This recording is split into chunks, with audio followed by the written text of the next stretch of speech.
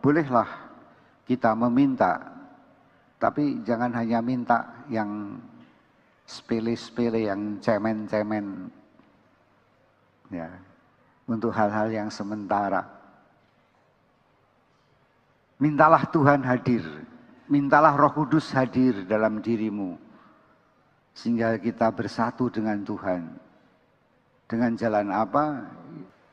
Bapak, Ibu, dan saudara sekalian yang dikasihi Tuhan, rahasia dari doa adalah pengulangan, suatu yang diulang-ulang terus. Dari bacaan pertama, Abraham mengulang permohonannya kepada Tuhan. Kalau ada 50, kalau ada 40, kalau ada 30, kalau ada 20, dan kalau ada 10. Dan Tuhan mengatakan, ya, saya tidak akan membinasakan kota Sodom dan Gomorrah. Dalam Injil juga demikian, orang yang minta kepada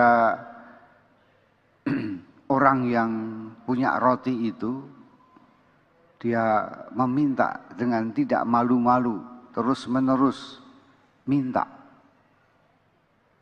Ada rahasia di balik pengulangan itu. Kita juga kenal doa yang kita ulang-ulang. Ya, karena yang diulang-ulang itu akan masuk di dalam hati. Ya. Dan kita tahu bahwa mengapa setiap agama yang besar itu punya tasbih. Ya kan? Orang Buddha punya tasbih. Ya, berdoa dengan menggunakan biji-biji tasbih itu. Orang Konghucu juga berdoa dengan tasbih, mengulang-ulang sesuatu yang disebut liam keng. Orang Islam pakai juga tasbih, la ilah, la ilallah, la ilah, la ilallah. Orang Katolik punya tasbih juga, Salam Maria penuh rahmat, Salam Maria. Mengapa pakai tasbih? Karena supaya doa itu diulang-ulang tanpa dipikirkan. Ya, Protestan nggak punya tasbih. Supaya tidak dipikirkan. Karena doa yang diucapkan itu akan pertama-tama menjadi doa lisan, doa mulut.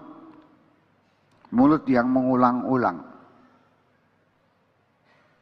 Kemudian menjadi doa telinga, telinga yang mendengar suaranya sendiri. Ya. Dalam sejarah doa, ada doa seorang peziarah dari Rusia yang hanya mengulang-ulang, Tuhan Yesus anak Daud kasihanilah kami, Tuhan Yesus anak Daud kasihanilah kami. Doa ini terinspirasi dari Injil Markus bab 10 tentang seorang yang buta bernama Bartimius. Bartimius itu orang buta dan dia tidak bisa melihat Tuhan, dan kemudian dia mengulang-ulang dan berteriak-teriak, Yesus anak Daud kasihanilah aku, Yesus anak Daud kasihanilah aku. Dan kemudian Tuhan Yesus itu datang kepada Bartimius. Apa yang kamu minta? Tuhan, biarkan saya melihat. Dan Tuhan Yesus kemudian membuka mata Bartimius itu. Jadi orang Rusia itu percaya bahwa kalau saya mengulang-ulang kata yang diucapkan Bartimius, maka saya yang tidak bisa melihat Tuhan, saya akan dibukakan mata saya untuk melihat Tuhan. maka sepanjang hidupnya dia hanya berdoa itu terus menerus, Tuhan Yesus anak Daud kasihanilah aku. Jadi doa yang diucapkan dengan mulut akan menjadi doa telinga. Dan dari telinga yang terus menerus mendengar Tuhan Yesus anak Daud kasihanilah aku, atau salam Maria penuh rahmat Tuhan sertamu, teruskan kemudian akan menjadi doa hati. Ya, doa hati. Tinggal hati yang terus menerus berbicara, terus menerus mengucapkan kata itu. Itulah kekuatan doa yang diulang-ulang. Bahwa alangkah tidak mudah orang itu berdoa dengan hati. Banyak orang berdoanya dengan mulutnya atau berdoa dengan telinganya, tetapi dia harus berdoa dengan hatinya. Hati yang terus menerus memuji Tuhan atau terus menerus mendaraskan itu. Maka belajar berdoa menurut saya harus belajar tekun dengan mengulang-ulang. Ya. Bukan saja dengan yang mengulang-ulang itu akan mengganggu Tuhan, seperti digambarkan dalam bacaan Injil. Ya, mengapa orang itu mengatakan pintu sudah tertutup dan istri dan anak-anakku sudah tidur? Apa maksudnya? Jadi menurut kebiasaan orang Israel, ayah itu selalu tidur dekat pintu. Kemudian anak-anak, kemudian istrinya di sebelah sana, dan tempat roti ada di sebelah sana. Jadi kalau dia bangun, dia harus melewati anak-anaknya yang tidur itu, dan istrinya kemudian baru membuka tempat dia menyimpan roti. Itu mungkin Anda tidak paham, karena rumah Israel dan rumah kita berbeda. Tempat tidur orang Israel dan tempat kita berbeda. Nah, Bapak Ibu dan Saudara sekalian, kita belajar doa yang terus-menerus berulang-ulang. Sebetulnya doa yang diulang-ulang itu adalah doa litani para kudus. Salam Maria, Bunda Allah, doakanlah kami. Santo Yohanes Maria Vianney, doakanlah kami. Atau kasihanilah kami, kasihilah kami, kasihanilah kami. Sehingga sesungguhnya kalau kita masuk dalam Ekaristi, pada pembukaan Ekaristi itu ada Tuhan kasihanilah kami, Kristus kasihanilah kami.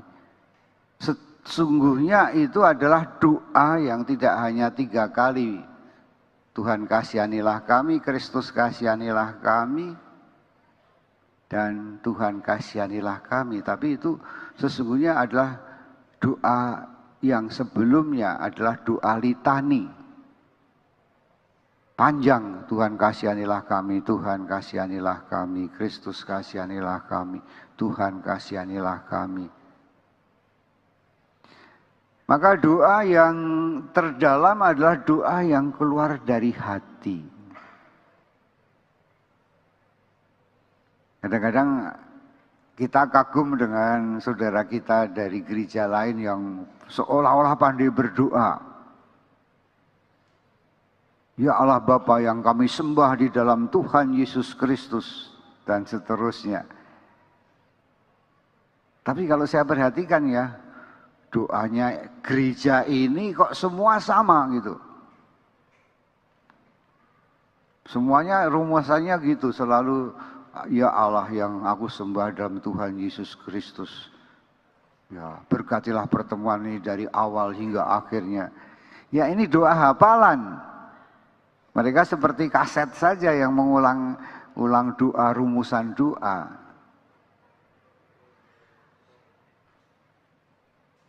Tapi marilah kita menyadari suatu pembelajaran yang sangat baik ialah doa pengulang-ulangan dari mulut menjadi doa telinga, menjadi doa hati.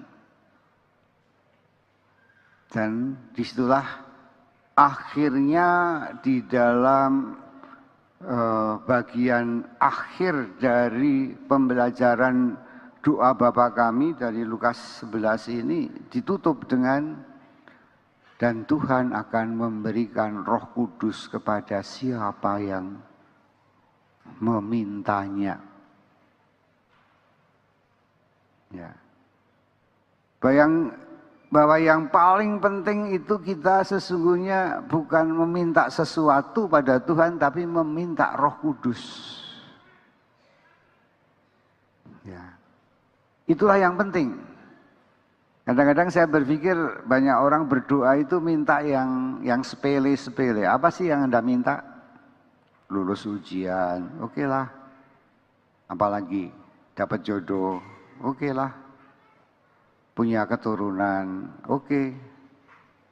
Tapi Tuhan hanya mengatakan, hanya itu yang kamu minta. Hanya itu yang kamu minta. Mengapa kamu tidak minta Roh Kudus? Kalau kita menerima Roh Kudus, kita menerima semua yang ada pada Tuhan. Ya.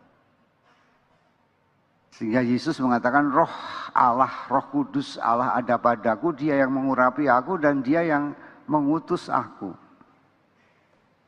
Dan Tuhan Yesus pun berjanji, ya, berjanji bahwa aku akan memberikan Roh Kudus kepada siapa yang memintanya. Inilah rahasia Tuhan. Rahasia doa adalah orang yang berdoa, Roh Tuhan ada padanya.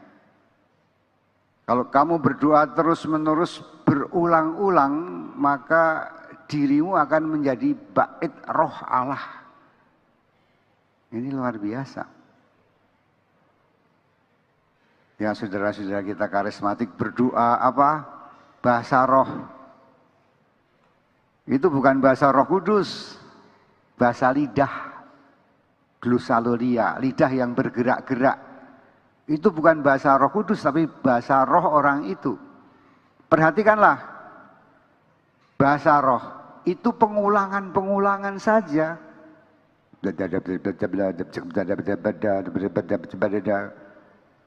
Dia nggak tahu apa yang diucapkan. Karena itu lidah yang bergoyang-goyang, lidah yang bergetar-getar. Suatu saat bahasa roh hilang. Karena itu hanya suatu latihan. Latihan pengulangan-pengulangan. Karena pengulangan-pengulangan maksudnya adalah membersihkan, menguduskan. Ya. Kalau kita terus-menerus digosok-gosok, kalau kita terus-menerus dialirin air, kita akan menjadi bersih. Ya. Jadi itulah rahasianya. Bahwa dalam doa kita akhirnya bersatu dengan Tuhan di dalam rohnya yang kudus. Ya. Dan pengulangan-pengulangan ini juga kemudian dicontek oleh orang-orang yang jahat, yaitu orang-orang yang kemudian menawarkan iklan. Orang-orang yang kemudian brainwashing, mencuci otak dengan pengulangan-pengulangan. Dengan pengulangan-pengulangan, diulang-ulang terus.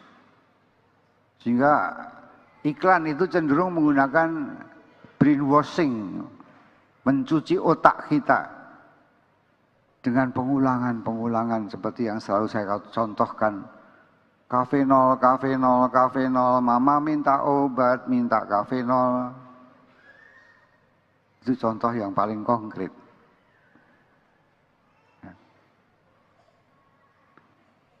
Nah, doa kita akan mencuci otak kita yang kotor dengan sesuatu yang sederhana yang diulang-ulang. Maka John Main itu mengajak kita berdoa satu kata yang diulang-ulang terus-menerus, Maranatha. Maranatha artinya Tuhan hadir, Tuhan hadir. Ya, itu Pastor John Main mengajarkan itu. Saya mengajak saudara sekalian berdoa, Sator arepotenet opera rotas, sator aperepotenet opera rotas, terus menerus kapanpun Anda berada, kapanpun Anda di mana, Anda bisa mengulang-ulang kata itu supaya kata-kata itu menghantar kita masuk dalam bait Tuhan yang menjanjikan Roh Kudus di dalam diri kita. Maka berdoa tidak hanya kemudian permintaan-permintaan. Kalau bolehlah kita meminta, tapi jangan hanya minta yang sepele-sepele, yang cemen-cemen. Ya, untuk hal-hal yang sementara. Mintalah Tuhan hadir. Mintalah Roh Kudus hadir dalam dirimu. Sehingga kita bersatu dengan Tuhan.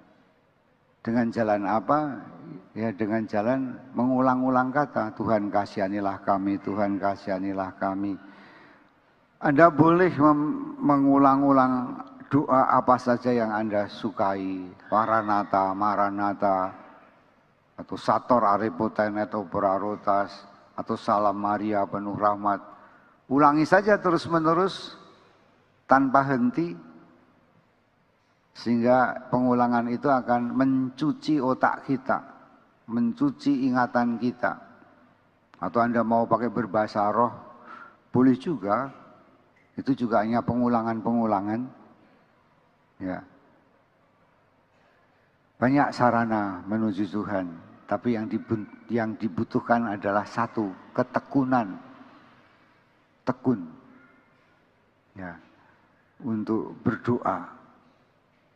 Maka kita menggunakan tasbih, menggunakan butiran-butiran itu untuk supaya kita tidak mengingat, tapi kita terus-menerus mendaras, terus-menerus mengulang, terus-menerus berdoa.